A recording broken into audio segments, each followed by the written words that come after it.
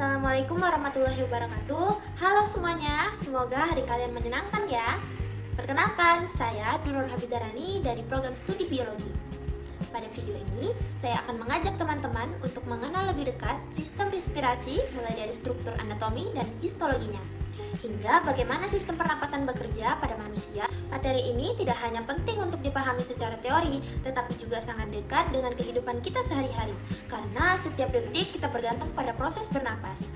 Jadi, yuk kita mulai pembahasannya bersama-sama. Semoga video ini bermanfaat dan menyenangkan untuk disimak. Nah, sebelum kita masuk lebih jauh ke sistem pernapasan, kita perlu samakan dulu persepsi tentang satu kata penting, yaitu kata respirasi. Karena ternyata respirasi itu nggak cuma sekedar tarik napas dan hembuskan napas saja, tapi maknanya bisa berbeda tergantung konteksnya. Yang pertama adalah respirasi sel. Nah, respirasi sel ini terjadi di dalam sel, tepatnya di mitokondria, dan tujuannya adalah untuk menghasilkan energi dalam bentuk ATP. Jadi, makanan yang kita makan seperti glukosa akan diolah bersama oksigen untuk menghasilkan energi yang nantinya dipakai tubuh untuk bergerak, berpikir, belajar, bahkan cuma kedip mata pun butuh energi dari respirasi sel ini. Yang kedua adalah sistem respirasi. Nah, kalau yang ini lebih fokus ke organ-organ yang terlibat dalam proses pertukaran gas seperti hidung, trakea, paru-paru, sampai alveolus. Sistem respirasi bertugas memasukkan oksigen ke dalam tubuh dan membuang karbon dioksida sebagai sisa metabolisme. Jadi, sistem ini bisa dibilang sebagai jalur transportasi oksigen ke seluruh tubuh. Nah, sedangkan yang ketiga, respirasi dalam pengertian sehari-hari, yaitu bernapas. Ini yang paling sering kita rasakan secara langsungnya, yaitu menghirup udara dan menghembuskannya kembali. Walaupun kelihatan sederhana, sebenarnya proses bernapas ini adalah pintu awal dari rangkaian proses respirasi yang sangat kompleks di dalam tubuh. Jadi, mulai sekarang, kalau kita dengar kata respirasi, kita sudah paham ya, bahwa respirasi bisa berarti proses di tingkat sel, bisa berarti sistem organ, dan bisa juga berarti aktivitas bernapas itu sendiri. Jadi, tinggal kita lihat konteksnya sedang membahas yang mana. Sekarang kita masuk ke pengertian respirasi secara lebih spesifik. Respirasi itu adalah proses pertukaran gas antara oksigen dan karbon dioksida yang terjadi di dalam tubuh kita. Proses ini terutama berlangsung di alveolus, yaitu kantung-kantung udara kecil yang ada di dalam paru-paru. Nah, disitulah oksigen dari udara yang kita hirup akan masuk ke dalam darah dan karbon dioksida dari darah akan dikeluarkan ke udara. Kenapa alveolus itu penting? Karena dinding alveolus itu sangat tipis dan dikelilingi oleh pembuluh kapiler darah. Kondisi ini nih memungkinkan terjadinya difusi gas secara cepat dan efisien. Jadi oksigen bisa langsung masuk ke dalam aliran darah lalu diedarkan ke seluruh tubuh untuk digunakan oleh sel-sel yang di dalam tubuh kita. Nah, secara kimia, respirasi bisa digambarkan melalui reaksi C6H12O6 ditambahkan oksigen menghasilkan karbon dioksida, air, dan energi. Glukosa sebagai sumber energi akan dipecah dengan bantuan oksigen lalu menghasilkan energi yang kita butuhkan untuk beraktivitas sehari-hari. Energi inilah yang digunakan tubuh untuk bergerak, berpikir, menjaga suhu tubuh, sampai proses pertumbuhan dan perbaikan sel. Sisa dari proses ini berupa karbon dioksida dan air harus dikeluarkan dari tubuh, karena kalau menumpuk bisa mengganggu keseimbangan tubuh. Nah, disinilah peran respirasi menjadi sangat penting ya, bukan hanya sekedar memasukkan oksigen, tetapi juga membuang zat sisa metabolisme. Sekarang kita masuk ke pembahasan anatomi sistem respirasi, khususnya bagian saluran bagian atas ya. Saluran pernapasan bagian atas ini adalah pintu utama masuknya udara ke dalam tubuh. Di bagian ini, udara tidak akan langsung masuk ke dalam paru-paru. Terlebih dahulu, disaring, dihangatkan, dan dilembabkan supaya aman saat masuk ke dalam saluran yang lebih dalam. Bagian pertama adalah hidung dan rongga hidung. Hidung terdiri dari hidung luar, rongga hidung, dan sinus paranasalis. Hidung luar berfungsi sebagai jalur utama masuknya udara dan juga sebagai pelindung karena terdapat rambut hidung yang bisa menyaring debu dan partikel besar dari udara. Nah, setelah itu, udara akan masuk ke rongga hidung. Di dalam rongga hidung terdapat selaput lendir dan pembuluh darah yang berfungsi untuk menghangatkan dan melembabkan udara sekaligus menyaring kotoran yang masih tersisa. Selain itu, ada sinus paranasalis yang merupakan rongga berisi udara di sekitar tulang wajah.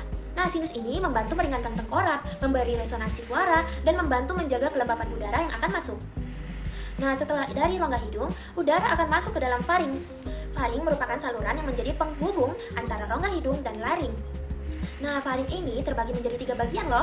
Yang pertama, nasofaring yang terletak di belakang rongga hidung, orofaring yang berada di belakang rongga mulut, laringofaring yang berada di bagian bawah laring yang menuju ke laring. Di bagian ini, jalur udara dan jalur makanan akan bertemu, sehingga tubuh memiliki sistem pengamanan agar tidak terjadi salah jalur. Selanjutnya, udara akan masuk ke laring, yang sering disebut sebagai kotak suara. Nah, laring tersusun atas tulang rawan atau kartilago yang berfungsi menjaga agar suara tetap terbuka. Di dalam laring terdapat pita suara yang memungkinkan kita berbicara dan menghasilkan bunyi. Di bagian atas laring terdapat epiglotis, yaitu kantung yang menutup setiap kita menelan makanan atau minuman, sehingga makanan itu tidak akan masuk ke dalam saluran pernapasan. Bagian ini nih yang bekerja sama untuk memastikan udara yang masuk ke dalam tubuh bersih, aman, dan siap digunakan dalam proses pertukaran gas di dalam paru-paru. Nah, sekarang kita akan lanjut ke anatomi sistem respirasi bagian bawah. Kalau tadi kita udah membahas bagian atas sebagai pintu masuk udara, maka bagian ini bisa dibilang sebagai jalur utama pengantar udara sampai ke tempat pertukaran gas. Di bagian inilah udara akhirnya benar-benar dimanfaatkan oleh tubuh. Bagian yang pertama ada trakea. Nah, trakea merupakan saluran udara yang menghubungkan laring dengan paru-paru. Jadi setelah udara melewati laring, udara akan langsung masuk ke dalam trakea. Trakea memiliki dinding yang diperkuat oleh cincin tulang rawan yang berbentuk huruf C. Fungsi cincin ini adalah agar trakea tidak mudah mengembis atau menutup saat kita bernapas, sehingga jalur udara tetap terbuka. Di bagian ini, trakea juga terdapat lapisan lendir dan silia yang berfungsi untuk menangkap debu dan mendorong kotoran keluar, sehingga trakea akan bercabang menjadi dua bronkus, yaitu bronkus kanan dan bronkus kiri. Setelah masing-masing menuju paru-paru kanan dan kiri, bronkus ini juga berfungsi sebagai jalur distribusi udara ke dalam paru-paru. Struktur bronkus masih memiliki tulang rawan ya, tetapi jumlahnya semakin berkurang seiring percabangannya semakin mengecil. Bronkus kemudian bercabang lagi menjadi saluran yang lebih kecil, yang sering disebut dengan bronkiolus. Bronkiolus merupakan cabang kecil dari bronkus yang berfungsi mengatur aliran udara di dalam paru-paru. Berbeda dengan bronkus, bronkiolus sudah tidak memiliki cincin tulang rawan ya, tetapi memiliki otot poros yang bisa berkontraksi dan relaksasi sehingga diameter saluran bisa melebar atau menyempit sesuai kebutuhan tubuh. Dari ujung bronkiolus adalah alveolus. Alveolus merupakan kantong udara kecil yang menjadi tempat terjadinya pertukaran oksigen dan karbon dioksida. Dinding alveolus sangat tipis ya dan dikelilingi oleh banyak pembuluh darah kapiler. Kondisi ini memungkinkan oksigen berdifusi masuk ke dalam darah, sementara karbon dioksida berdifusi keluar dibuang melalui proses ekspirasi. Sekarang kita mulai bahas pembagian sistem respirasi berdasarkan fungsinya. Secara umum, sistem respirasi dibagi menjadi dua zona, yaitu zona konduksi dan zona respirasi. Pembagian ini penting supaya kita bisa memahami bagian yang mana yang berfungsi sebagai jalur udara dan bagian yang mana benar-benar melakukan pertukaran gas. Yang pertama adalah zona konduksi. Zona konduksi ini berfungsi sebagai jalur pengantar udara dari lingkungan luar menuju paru-paru. Di zona ini, udara tidak akan mengalami pertukaran gas, tetapi hanya dialirkan, disaring, dan dihangatkan, serta dilembabkan. Bagian yang termasuk zona konduksi antara lain kapung nasi atau rongga hidung, faring, laring, trakea, bronkus, bronkiolus, sampai ke bronkiolus terminalis. Jadi bisa dibayangkan ya, zona konduksi ini seperti jalan tol yang mengantarkan udara sampai ke pintu tempat pertukaran gas. Meskipun tidak terjadi pertukaran oksigen dan karbon dioksida, zona konduksi perannya sangat penting ya, karena kualitas udara yang akan masuk sangat dipengaruhi oleh bagian ini. Oleh karena itu, udara yang masih kotor, terlalu dingin, atau terlalu kering bisa mengganggu pekerjaan paru-paru. Maka dari itu, zona konduksi memastikan udara siap digunakan sebelum masuk ke tahap berikutnya. Yang kedua adalah zona respirasi. Zona respirasi merupakan bagian sistem pernapasan yang benar-benar melakukan pertukaran gas antara udara dan darah. Bagian-bagian yang termasuk zona respirasi adalah bronkiolus respiratorius, ductus alveolaris, saccus alveolaris, dan alveoli. Di bagian inilah oksigen berdifusi masuk ke dalam kapiler darah dan karbon dioksida keluar dari darah menuju ke udara. Alveoli memiliki dinding yang sangat tipis dan jumlahnya sangat banyak, sehingga luasan pertukaran gas menjadi sangat besar. Semakin luas permukaannya, semakin efektif pertukaran gas yang akan terjadi. Nah, oleh karena itu, zona respirasi biasa dianggap sebagai inti sistem pernapasan kita, karena disinilah tujuan utama bernapas tercapai. Sekarang kita masuk ke pembahasan epitel respiratori. Nah, epitel ini adalah lapisan jaringan yang melapisi sebagian besar saluran pernapasan, terutama pada zona konduksi. Fungsi utama epitel ini adalah melindungi saluran napas, menyaring partikel asing, serta membantu menjaga kebersihan udara yang akan masuk ke dalam paru-paru. Epitel ini tersusun atas beberapa jenis sel yang masing-masing mempunyai peran penting loh. Yang pertama adalah sel bersilia.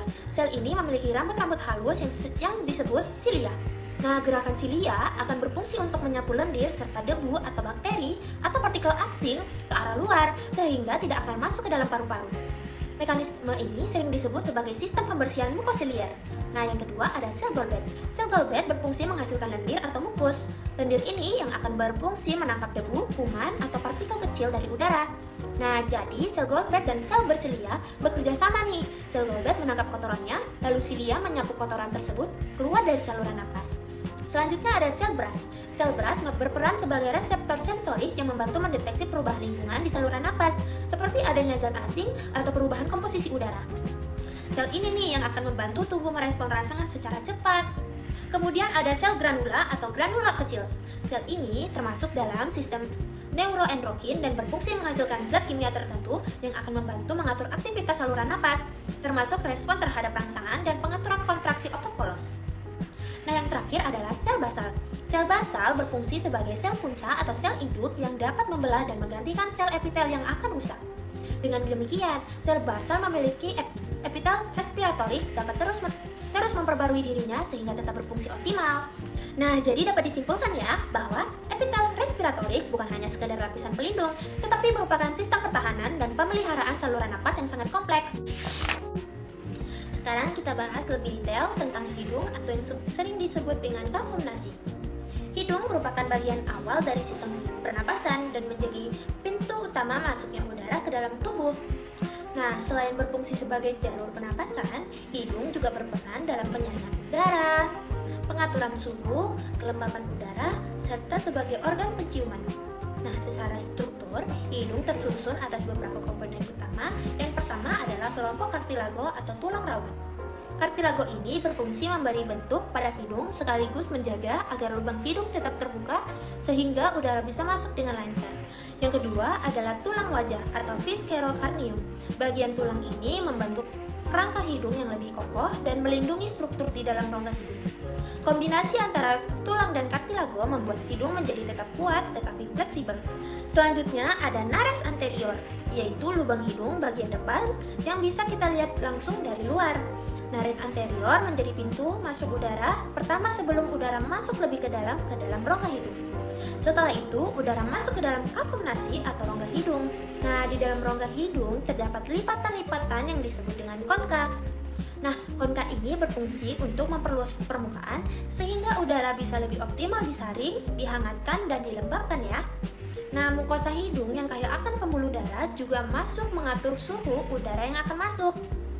Terakhir nih, udara akan keluar dari rongga hidung melalui nares posterior, yaitu lubang hidung bagian belakang yang menghubungkan rongga hidung dengan nasofaring. Nah, dari sinilah udara akan melanjut perjalanannya ke faring dan seterusnya menuju paru-paru. Sekarang kita fokus ke aliran udara yang berasal dari luaran tubuh ya, yaitu udara yang akan hirup masuk ke dalam paru-paru melalui rongga hidung terlebih dahulu. Secara anatomi, rongga hidung terdiri atas struktur utama yang berbeda, yaitu vestibulum dan fossa nasalis. Kedua bagian ini memiliki fungsi yang berbeda ya, tapi saling melengkapi dalam persiapan udara yang akan masuk ke dalam paru-paru. Sekarang kita bahas lebih spesifik bagian vestibulum hidung ya. Vestibulum ini adalah bagian paling depan dari rongga hidung yang langsung berhubungan dengan rongga udara luar. Jadi bisa dibilang sebagai garis pertahanan pertama dalam sistem pernapasan ya. Secara histologi, bagian ini dilapisi oleh epitel berlapis pipih yang mengalami keratinasasi tetapi tidak bertanduk. Artinya lapisan epitel ini cukup kuat untuk melindungi jaringan di bawahnya dari gesekan, debu, dan partikel asing yang masuk bersama udara. Vestibulum juga terdapat rambut-rambut pendek dan tebal yang disebut fibrsae. Rambut ini berfungsi sebagai penyaring mekanik untuk menahan debu, kotoran, dan partikel besar agar tidak masuk lebih dalam ke saluran pernapasan. Selain itu, terdapat kelenjar keringat dan kelenjar minyak yang membantu menjaga kelembapan dan kebersihan area ini. Sekarang kita lanjut ke bagian fossa nasalis. Fossa nasalis merupakan bagian rongga hidung yang lebih dalam setelah vestibulum ya. Di bagian inilah proses penyaringan udara berlangsung lebih optimal sebelum udara diteruskan ke saluran pernapasan berikutnya. Pada masing-masing dinding lateral fossa nasalis terdapat 3 penonjolan tulang yang sering disebut dengan konka. Konka ini berfungsi memperluas permukaan rongga hidung dan memperlambat aliran udara sehingga udara yang akan masuk memilih waktu lebih lama untuk disaring. Nah, secara histologis, dinding fossa nasalis dilapisi oleh epitel silindris berlapis semu bersilia. Di antara sel-sel epitel tersebut terdapat sel Golbet yang menghasilkan mukus atau lendir. Di bawah lapisan epitel terdapat lamina propria yang tersusun atas jaringan ikat serta kelenjar serosa dan mukosa. Nah, kelenjar ini mendukung produksi mukus dari sel Golbet agar permukaan rongga hidung tetap lembab dan efektif untuk menyaring udara. Selain itu, pada lamina propria juga terdapat pembuluh darah vena yang membentuk dinding tipis yang sering disebut dengan cavernous bodies. Struktur ini berfungsi untuk mengalirkan darah dan membantu proses penghangatan udara yang akan masuk ke dalam rongga hidung. Sekarang kita lihat fossa nasalis dari sisi histologinya ya, atau struktur jaringan kalau dilihat di bawah mikroskop. Pada preparat histologi fossa nasalis, bagian permukaannya dilapisi oleh epitel silindris berlapis semu bersilia. Nah, artinya sel-selnya tampak berlapis, tetapi sebenarnya hanya satu lapis dan memiliki silia atau rambut halus di permukaannya. Di antara sel-sel epitel tersebut juga terdapat sel Goldberg yang menghasilkan mukus atau lendir. Jadi kita lihat lebih dalam, pada lamina propria terdapat jaringan ikat beserta kelenjar serosa dan mukosa. Jaringan ini membantu menjaga kelembapan permukaan rongga hidung dan membantu produksi mukus agar tidak kering. Selain itu, pada lamina propria juga terdapat pembuluh darah vena besar yang membentuk struktur yang disebut cavernous bodies atau swirl bodies. Pada bagian konka, terutama konka media dan inferior, permukaannya dilapisi oleh epitel respiratorik. Sedangkan konka superior terdapat epitel olfactorius yang berperan dalam penciuman. Ini menunjukkan fosfa nasalis tidak hanya berfungsi sebagai respirasi, tetapi juga berkaitan dengan indera penciuman. Setiap kali kita bisa membedakan bau wangi, amis, atau menyengat, itu sebenarnya hidung kita sedang bekerja sebagai alat pendeteksi kimia yang sangat sensitif loh. Proses inilah yang sering disebut dengan fungsi olfaktori atau menghidu. Nah, kemampuan menghidu ini terjadi karena adanya kemoreseptor olfactorius yang terdapat pada epitel olfactorius. Lokasinya berada di konka superior dan bagian atas rongga hidung. Area ini memang dirancang khusus untuk menerima rangsangan bau dari molekul kimia yang terbawa udara.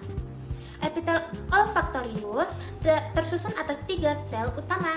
Yang pertama sel basal, yang kedua adalah sel penyongkong yang menjaga kestabilan lingkungan mikro di sekitar sel-sel penciuman.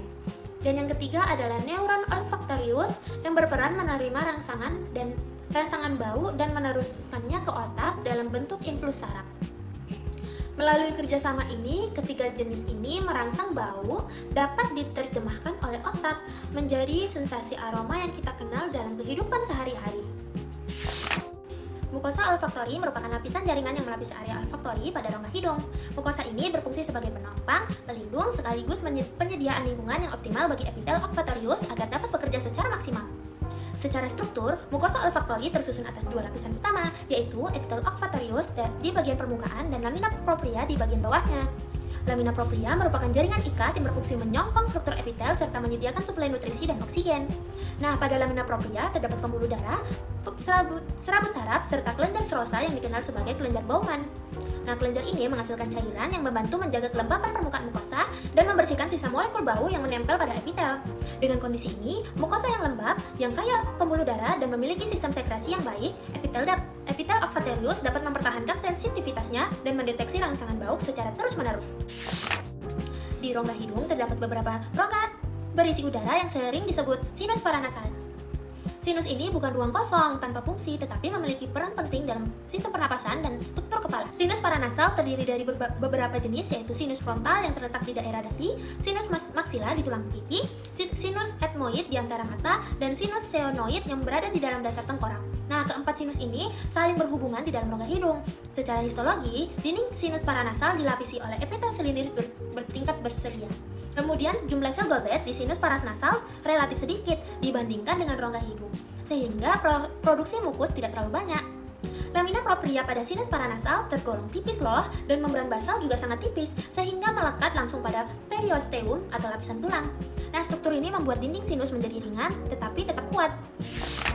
Dalam kondisi normal, sinus paranasal memiliki sistem pembersihan yang baik melalui gerakan silia yang mengalir mukus ke rongga hidung. Namun, mekanisme ini bisa terganggu pada kondisi tertentu. Salah satunya adalah sinusitis. Nah, sinusitis merupakan proses peradangan pada sinus yang menyebabkan terganggunya drainase atau pengeluaran mukus dari sinus. Ketika mukus tidak dapat mengalir dengan lancar, maka lendir akan menumpuk di dalam rongga sinus dan dapat menjadi tempat perkembangan mikroorganisme. Gangguan drainase ini biasanya terjadi karena adanya sumbatan pada ostium, yaitu lubang kecil yang menghubungkan sinus dan rongga hidung. Akibatnya, tekanan di dalam sinus meningkat dan dapat menimbulkan gejala seperti nyeri di area wajah, hidung tersumbat, sakit kepala, serta keluarnya sekret berlebihan di hidung.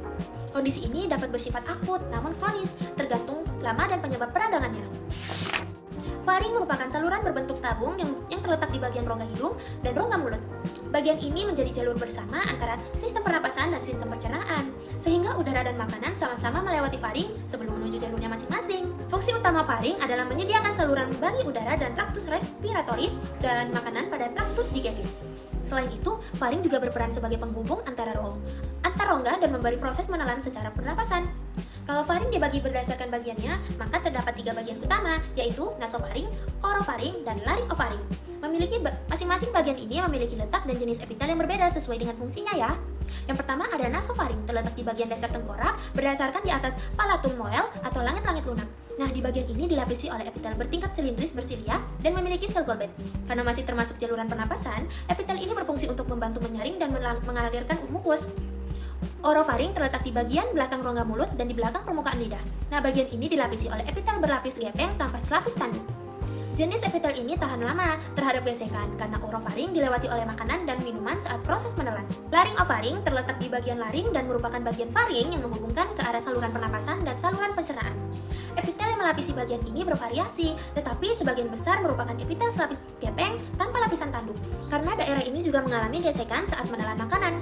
Perbedaan jenis epitel pada setiap bagian faring menunjukkan bahwa struktur disesuaikan dengan fungsi dan aktivitas yang terjadi pada area tersebut. Bagian berikutnya dalam saluran pernapasan adalah laring.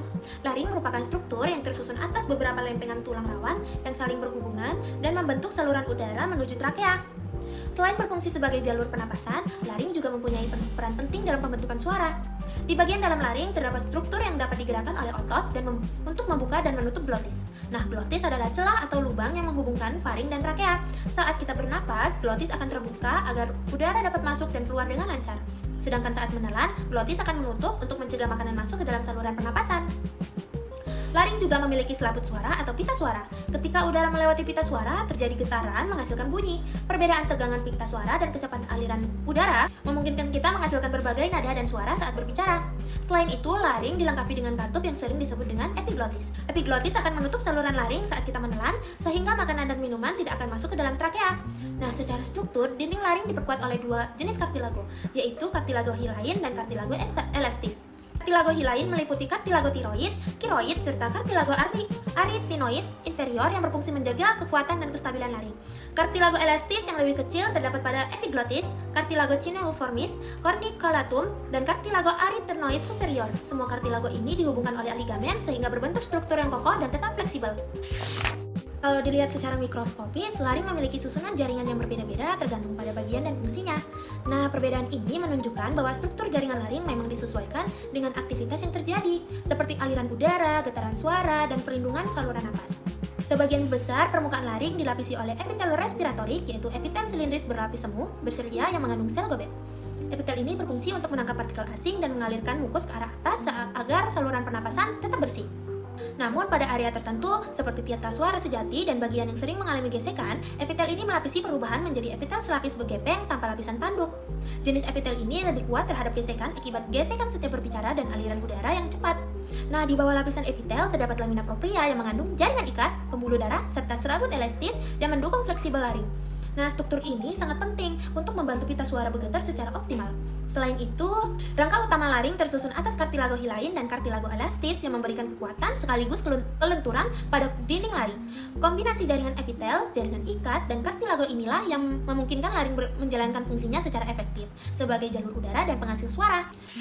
Kalau kita perhatikan leher bagian depan, terutama pada laki-laki, biasanya terlihat tonjolan yang akan disebut sebagai jakun atau Adam apple. Tonjolan ini bukan sekedar ciri fisik, tetapi memiliki fungsi penting dalam sistem pernapasan dan pembentukan suara loh. Secara anatomi, jakun merupakan tonjolan dari kartilago tiroid yang disebut prominentia laryngea. Kartilago ini merupakan bagian dari rangka laring yang berfungsi melindungi pita suara yang ada di dalamnya. Nah, fun fact-nya, perempuan juga mempunyai struktur jakun ini. Hanya saja pada perempuan tonjolannya tidak terlalu terlihat karena pertumbuhan kartilago laring tidak sebesar pada laki-laki. Hal ini dipengaruhi oleh hormon, di mana laki-laki memiliki hormon testosteron yang merangsang pertumbuhan laring secara lebih signifikan pada pubertas. Sedangkan pada perempuan tidak memiliki hormon testosteron tersebut. Epiglotis merupakan bagian laring yang berfungsi sebagai katup untuk jalur udara dan makanan. Nah, secara histologis, epiglotis memiliki perbedaan struktur jaringan pada setiap permukaannya karena masing-masing permukaan menjalankan fungsi yang berbeda. Pada permukaan laringal, epiglotis dilapisi oleh epitel silindris bertingkat silia dan mengandung sel Golbet. Nah, sementara itu pada permukaan lingual yang menghadap ke arah lidah, epiglotis dilapisi oleh epitel gepeng berlapis tanpa lapisan tanduk. Di bagian lamina propria terdapat kelenjar campur yang menghasilkan sekresi serosa dan mukus. Selain itu, di bawah epiglotis terdapat dua pasangan lipatan, yaitu lipatan atas dan lipatan bawah. Perbedaan susunan jaringan pada epiglotis menunjukkan bahwa organ ini dirancang untuk menjalankan fungsi ganda. Setelah laring, saluran pernapasan akan berlanjut ke trakea. Trakea adalah saluran udara berbentuk pipa yang menghubungkan laring dengan percabangan menuju paru-paru, yang sering disebut dengan bifurcatio trakea. Nah, secara struktur, trakea tersusun atas sekitar 6-20 cincin kartilago atau tulang rawan. Panjang trakea kurang lebih sekitar 12-14 cm. Terletak trakea berada di bagian depan kerongkongan, sehingga jalur udara dan jalur makanan terpisah dengan jelas. Bentuknya seperti pipa yang kokoh tetapi tetap lentur karena tersusun dari tulang rawan. Bagian dalam trakea terasa licin karena dilapisi oleh selaput lendir atau mukosa.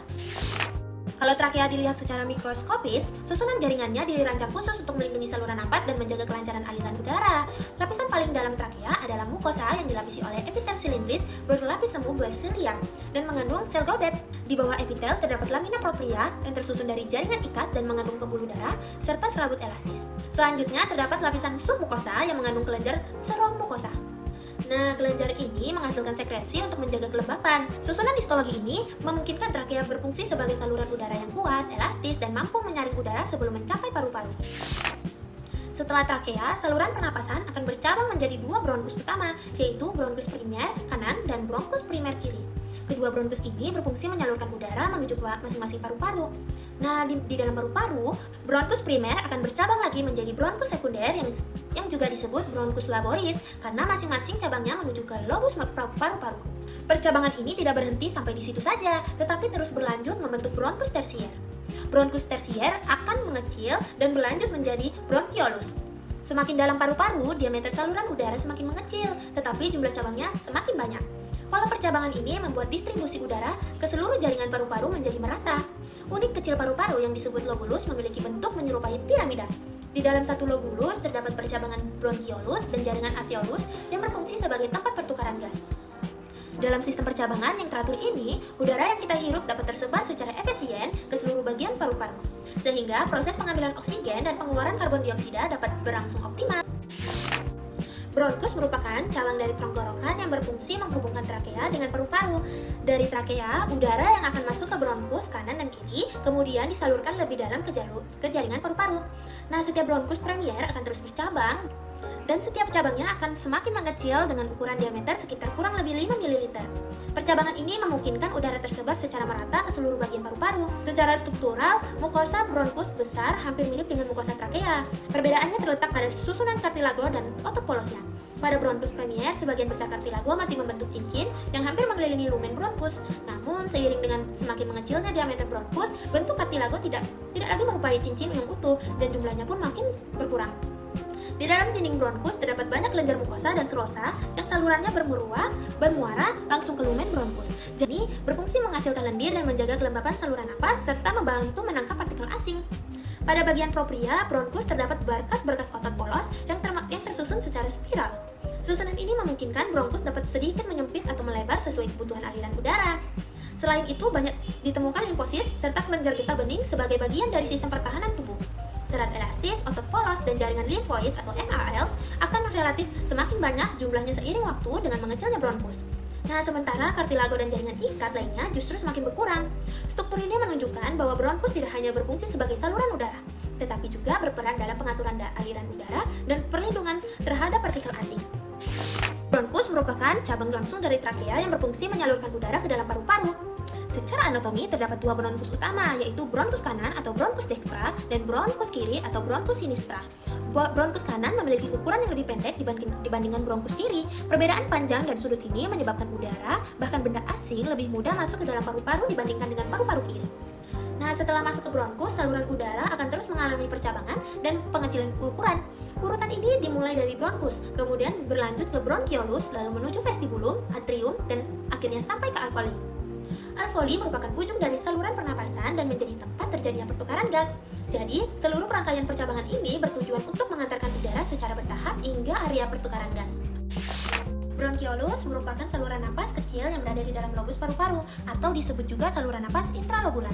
Diameter bronkiolus sangat kecil, yaitu kurang dari atau sama dengan 5 mm. Bronkiolus terbentuk setelah percabangan bronkus mencapai sekitar generasi ke-10. Berbeda dengan bronkus ya, bronkiolus sudah tidak memiliki kartilago dan tidak memiliki kelenjar. Oleh karena itu, dindingnya menjadi lebih fleksibel dan lebih bergantung pada otot polos untuk mengatur besar kecilnya lumen. Jenis epitel pada bronkiolus juga mengalami perubahan. Awalnya berupa epitel silindris bersilia, kemudian semakin ke ujung berubah menjadi epitel selapis silindris atau kuboid nih, terutama pada bronkiolus terminalis. Nah, pada bagian ini sel goblet sudah tidak ditemukan lagi. Sebagai gantinya, muncullah sel Carla atau sel klap yang berfungsi menghasilkan surfaktan serta berperan dalam pertahanan saluran napas terhadap zat berbahaya. Selain itu, pada bronkiolus juga terdapat sel neuroendokrin dan badan neuroepitel yang berperan dalam pengaturan kontraksi otot polos serta sebagai sensor kadar oksigen. Nah, lapisan propria bronkiolus tersusun atas otot polos dan serat elastis yang memungkinkan bronkiolus dapat melebar dan menyempit. Peraturan diameter bronkiolus dikendalikan oleh sistem saraf, terutama saraf simpatis dan nephrogaphus, hingga aliran udara dapat disesuaikan dengan kebutuhan tubuh. Selanjutnya, karakteristik utama si saluran intralobular ya. Perhatikan pada gambar sebelah kiri, saluran ini tidak lagi didukung oleh kartilago atau tulang rawan maupun kelenjar. Selanjutnya ada transformasi lapisan dalam, epitel dan sel Carla. Mari kita perhatikan detail pada sisi kanan gambar ya. Terjadi transisi jaringan dari silindris bersilia menuju selapis silindris atau bahkan kuboid pada bagian terminalis. Nah, di sini sel Goldberg mulai menghilang dan digantikan oleh sel Carla. Sel ini akan krusial karena bersifat sebagai pertahanan sekaligus penghasil surfaktan untuk menjaga kestabilan saluran. Di lapisan ini juga tertanam sel endokrin yang berfungsi sebagai sensor oksigen O2 dan pengatur ritme otot polos. Kendali otomatis. Nah, otot polos dan elastis dinding bronkiolus yang hanya kita lihat di bawah kode SM tersusun atas otot polos dan serat elastis nih. Karena tidak ada tulang rawan, diameter saluran ini sepenuhnya dikendalikan oleh sistem saraf kita, yaitu sistem simpatis, bertugas melebarkan saluran bronkiokondilatatas atau nervus vagus berfungsi menyempitkan saluran sesuai kebutuhan tubuh. Selanjutnya kita akan bahas bronkiolus respiratorius. Bronkiolus respiratorius merupakan cabang dari bronkiolus terminalis, di mana satu terminalis biasanya cabangnya menjadi 2 atau lebih bronkiolus respiratorius. Struktur ini sangat istimewa karena berfungsi sebagai zona transisi, wilayah perbatasan antara bagian konduksi dan bagian respirasi. Jika kita amati secara mikroskopis, karakteristik mukosanya masih menyerupai bronkiolus terminalis, namun ada perbedaan mencolok nih pada dindingnya. Nah, dinding bronkiolus ini tidak lagi utuh, melainkan diselingi oleh banyaknya kantong udara atau alveolus. Lapisannya tersusun atas epitel kuboid bersilia dan sel Carla. Nah, menariknya, pada area muara alveolus, epitel ini akan menyatu secara halus dengan sel alveolus tipe 1. Semakin kita bergerak ke arah distal atau ujung, struktur ini mengalami perubahan yang konsisten. Tujuan alveolus akan terus meningkat, sementara jarak antar alveolus menjadi semakin pendek. Hal ini menandakan bahwa peran sebagai saluran udara mulai berkurang dan peran pertukaran gas menjadi dominan. Tepat di bawah lapisan epitel bronkiolus tetap didukung oleh anyaman otot polos dan jaringan elastis. Kombinasi ini memastikan saluran dapat fleksibel namun memiliki ketegangan yang cukup untuk mendukung proses kembang kempis saat kita bernapas. Semakin ke bagian distal dari bronkiolus respiratorius, jumlah muara alveolus akan semakin banyak. Hal ini menandakan bahwa saluran udara akan mendekati area pertukaran gas. Bronkiolus respiratorius kemudian akan bercabang dan membentuk ductus alveolaris. Pada bagian ini, hampir seluruh dinding ductus sudah dilapisi oleh muara alveolus, sehingga permukaannya didominasi oleh kantung-kantung kecil tempat pertukaran gas dan karbon dioksida berlangsung. Alveolus merupakan struktur kecil berbentuk kantong atau evaginasi dengan ukuran sekitar 200 mikrometer.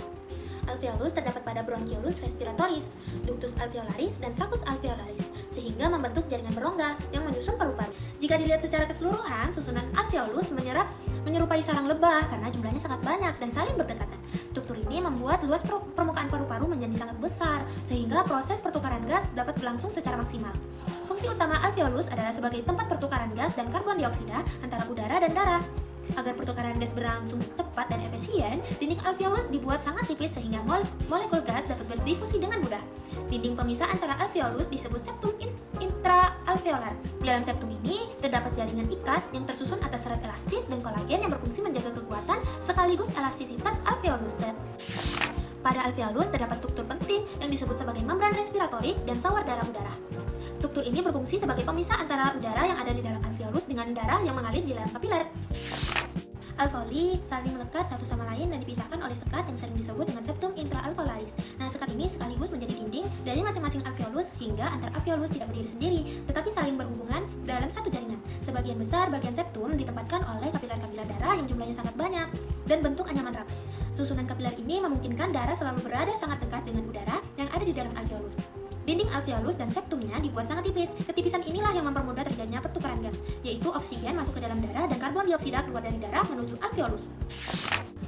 Pleura merupakan membran selosa yang membungkus paru-paru dan melapisi rongga dada. Pleura berfungsi melindungi paru-paru serta membantu kelancaran gerakan paru-paru saat proses pernapasan berlangsung. Secara struktur, pleura terdiri dari dua lapisan, yaitu pleura parietal yang melapisi dinding rongga dada dan pleura visceral yang langsung menempel pada permukaan paru-paru. Pada kondisi normal, rongga pleura hanya mengandung sedikit cairan. Cairan ini berfungsi sebagai pelumas agar kedua lapisan pleura dapat bergerak dengan halus dan tidak menimbulkan gesekan saat paru-paru mengembang dan mengempis ketika bernapas. Baik, sampai di sini pembahasan saya tentang sistem respirasi. Kalau kita tarik garis besar, bernapas itu kelihatannya sederhana ya, tapi ternyata di balik satu tarikan napas ada kerjasama luar biasa antara banyak organ nih, jaringan, bahkan sel-sel mikroskopis yang bekerja tanpa kita sadari. Mulai dari hidung, trakea, bronkus, sampai alveolus yang super duper kecil tapi super penting, semuanya punya peran-peran masing-masing supaya tubuh kita mendapatkan oksigen dan tetap beraktivitas dengan baik. Semoga setelah ini kita bukan cuma paham materinya ya, tapi juga makin sadar pentingnya menjaga kesehatan pernapasan kita sehari-hari. Terima kasih sudah menyimak. Saya pamit undur diri. Wassalamualaikum warahmatullahi wabarakatuh.